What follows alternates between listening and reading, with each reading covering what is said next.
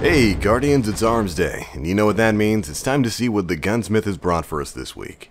And first up this time around, we've got the Jingu Kavadi, and pretty much all three of the rolls this week are just as disappointing as the base gun. About the most interesting thing on roll number 1 is the hot swap perk, which should tell you everything you need to know about it. And unfortunately, neither rolls number 2 nor number 3 are any better. Roll number 2 at least has aggressive ballistics and can kind of get some kind of utility out of the mixture of close and or personal and battle runner.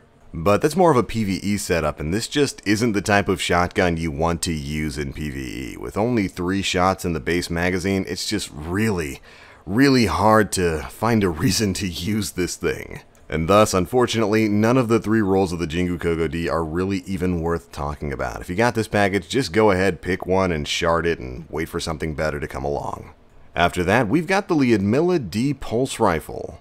And while it's a better weapon than the Jingu Kavadi, it's kind of the same story for the 3 rolls this week. Roll number 1's got Last Resort and Rodeo, but nothing really there to shape a decent weapon out of this thing. Remember, the Rodeo perk basically does nothing.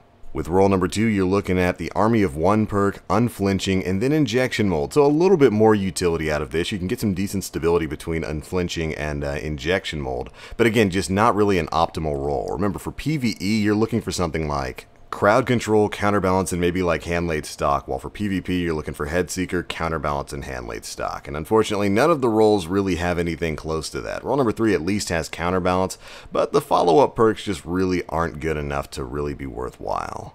So ultimately, when it comes to the Liadmila D rolls this week, I would say if you're interested in this weapon, just hold on to your package and wait for something better to come around. After that, we've got the Suros JLB-42 rocket launcher, and to give you the quick answer, none of the 3 rolls this week are really going to be worth your time. They've got stuff like Single Point Sling, Flared Magwell, Unflinching, and Perfect Balance, which is kind of curious. I don't know why they put stability boosting perks on some of these rocket launchers. Like seriously, you'll notice it is a running theme in this week's rocket rolls. So unfortunately, when it comes to the JLB-42 this week, you should probably just hold on to your package and wait for something better.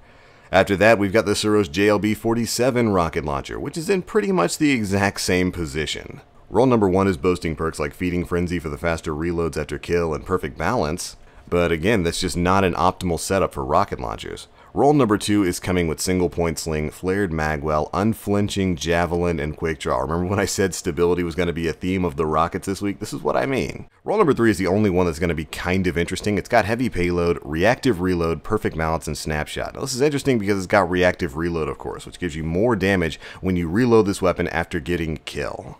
I've actually never used Reactive Reload on a rocket launcher, although I'd imagine it'd be a little bit better if you could mix it with something like Cluster Bombs, which unfortunately none of the 3 rockets have this week. Alright, moving on to the field test weapons. This time around, we have got 1 Crucible gun, 4 PvE guns. Another great week for gunsmith reputation farming. Just make sure you do the Nightfall first.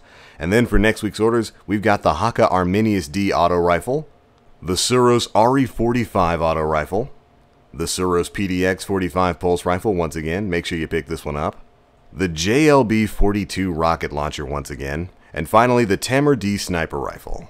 And that's it. There you go, Guardians. That's it for your Armsday review video and all the disappointment that was contained within. He's got a couple of good Tier 1 weapons in the Arminius D and the PDX-45 on sale, so make sure you pick up those packages. You could bring some God rolls next week or sometime in the future. But alright, it's going to be it for this one, guys. Thanks so much for watching. Be sure to let us know what you pick up down in the comment section below. And as always, I am the Black Link. You Guardians, stay frosty.